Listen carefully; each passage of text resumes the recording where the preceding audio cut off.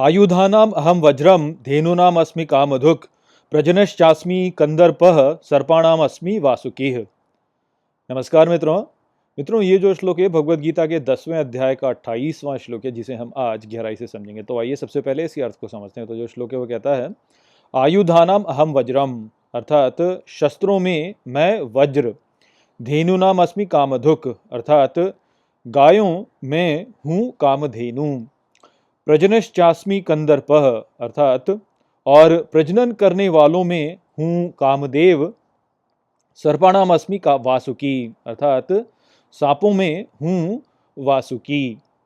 तो यहाँ पर श्री कृष्ण अपनी जो उनकी विभूतियाँ हैं उनको समझाते हुए कहते हैं कि शस्त्रों में मैं वज्र हूँ, गायों में मैं कामधेनु हूँ, प्रजनन करने वालों में मैं कामदेव हूँ और सर्पों में मैं वासुकी हूँ।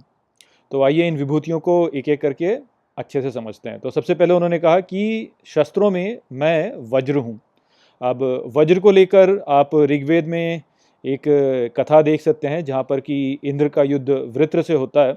और वृत्र वास्तव में एक असुर हैं जिन्होंने कि जो काले मेघ होते हैं उनको अपने नियंत्रण में ले लिया होता है, और इस प्रकार से वह काले मेघों के द्वारा पृथ्वी को अंधकार में डाल देते हैं और काले मेघों का जो जल होता है उसको भी वह रोक देते हैं। तो इस प्रकार से जो पृथ्वी होती है वह अंधकार में डूब जाती है और सूखने लगती है। अब यहाँ पे हमें जो समझना है वो ये है कि ये जो कथा यहाँ पर है इसको हमें ऐसे सीधे नहीं समझना है, ये एक प्रतीक है। तो जो प्रकाश होता है वह ज्ञान का प्रतीक है और जो जल होता है वह भी ज्ञान का प्रतीक है। तो जब पृथ्वी पर से प्रकाश और जल नहीं रहा जब पृथ्वी पर, तो ज्ञान जो है वह वास्तव में समाप्त हो गया। तो इसको इस प्रकार से हमें समझना है। अब आगे होता यह है कि इंद्र फिर वृत्र के साथ में युद्ध करते हैं और अपने वज्र से वह वृत्र को हरा देते हैं, और तब जो है वह फिर वर्षा करके पृथ्वी पर जल लेकर आते हैं और उसके पश्चात फिर मेघ हट जाते हैं और प्रकाश पृथ्वी पर आ जाता है। तो ये जो प्रक्रिया है यहाँ पर जो वृत्र हैं वो वास्तव में अज्ञानता को दर्शाते हैं कि वो किस प्रकार से अज्ञानता को फैला रहे थे, और इंद्र हमारे मन की उस शक्ति को दर्शाते हैं जो कि ज्ञान को ढूंढ रही है, ज्ञान को लेकर के आती है।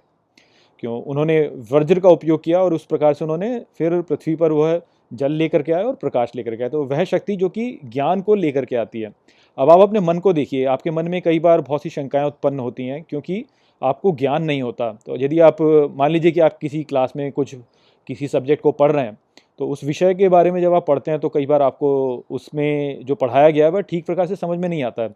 तो वह जो है वह एक प्रकार से कहते बोलते हैं कि अरे अज्ञान के बादल मेरे मन में छाए हुए हैं, मुझे समझ में नहीं आ रहा है। तो ये वही प्रतीक है वास्तव में कि आपको वो समझ में नहीं आ रहा। फिर क्या होता है, फिर एकदम से जब आपको समझ में आता है वह विषय, तो आप कहते हैं कि अरे एकदम से मेरे मन में एक बिजली कौंधी और मेरे समझ में आ गया कि यहाँ पे क्या है। तो ये जो वज्र है ये वास्तव में उसी बिजली को कौंधने को दर्शाता है कि जब आपको कोई विचार समझ में आता है तो वह विचार आपके मन में एकदम एक प्रकाश के एकदम झटके से आपको समझ में आता है। तो इंद्र वास्तव में वो शक्ति है जो कि उस प्रकाश को, उस ज्ञान को समझने का प्रयास कर रही है, और वज्र का उपयोग करके उसको वो समझ में आ गया। तो ऐसे आप इसको जब देखते हैं तब आप समझ पाते हैं कि वज्र वास्तव में वह शस्त्र है जिसके द्वारा ज्ञान को प्राप्त किया जाता है, और ज्ञान जो है वह सबसे शक्तिशाली शस्त्र होता है। जिसके पास ज्ञान है वह ही जीवन में सफल होता है और वह युद्ध में वही जीतेगा। तो इसलिए शस्त्रों में जो सर्वोच्च शस्त्र है वह वज्र है, जिससे ज्ञान को खोदा जाता है और ज्ञान को प्राप्त किया जाता है। तो क्योंकि वह सर्वोत्तम है सभी शस्त्रों में, तो इसलिए श्री कृष्ण शस्त्रों में वज्र हैं, इसलिए वो ये कहते हैं। आगे उन्होंने कहा कि गायों में मैं कामधेनु हूँ। अब गाय जो है वह यदि आप देखें हमारे शास्त्रों में, तो गाय का प्रतीक होता है जो देने वाली, जो हमको कुछ प्रदान करती है। क्योंकि गाय जिस प्रकार से पशु है तो वह हमें दूध देती है, वह उसका हम बहुत सारा उपयोग करते हैं, उसके गोबर का भी उपयोग होता है, उसके मूत्र का भी उपयोग होता है। तो उसके सभी जो उससे प्राप्त होने वाली वस्तुएं उनका उपयोग होता है। तो इसलिए गाय को बोला जाता है कि वह हमें देने वाली, वो देती ही है, देती ही है, देती है, और जो कि निश्चित है कि वो हमें बहुत कुछ देती है। और कामधेनु जो है वह तो वह गाय है जो कि सभी इच्छाओं को पूरा कर देती है, इसीलिए वह कामधेनु है, सभी कामनाओं को पूर्ण करने वाली। तो इस कारण से वह जो है वह सर्वोच्च गाय है। और हमें ये भी पता है कि कामधेनु जो थी वह सागर मंथन के द्वारा एक रत्न के रूप में प्राप्त की गई थी।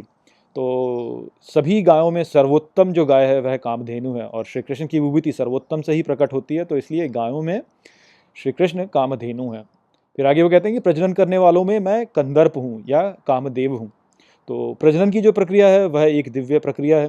प्रजनन की प्रक्रिया के द्वारा ही तो जो पीढ़ी है वह आगे बढ़ती है। सभी प्राणियों की जो पीढ़ियाँ होती हैं वह आगे इसी कारण से बढ़ती हैं, और यदि प्रजनन की प्रक्रिया ना हो तब तो इस सृष्टि का जो यज्ञ है ये चल ही नहीं सकता। तो ये एक बहुत ही महत्वपूर्ण प्रक्रिया है।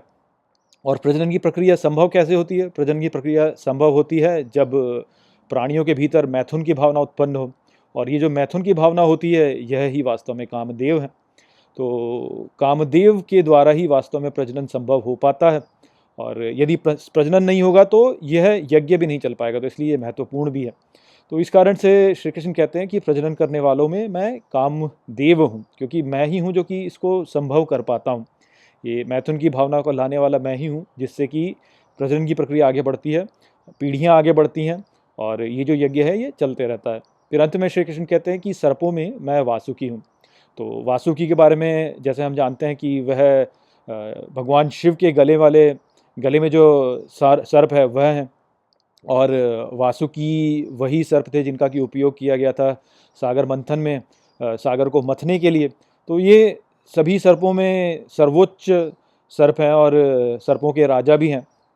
तो इस प्रकार से श्री कृष्ण की विभूति सर्पों में वासुकी के द्वारा होती है। तो यहाँ पे हम देख सकते हैं कि किस प्रकार से श्री कृष्ण की जो विभूतियाँ हैं वह हमें देखने को मिलती हैं। आशा करता हूँ कि मैंने इस श्लोक को आपको अच्छे से समझा दिया होगा। चलिए इसी के साथ इस वीडियो को यहीं पर समाप्त करते हैं। नमस्ते।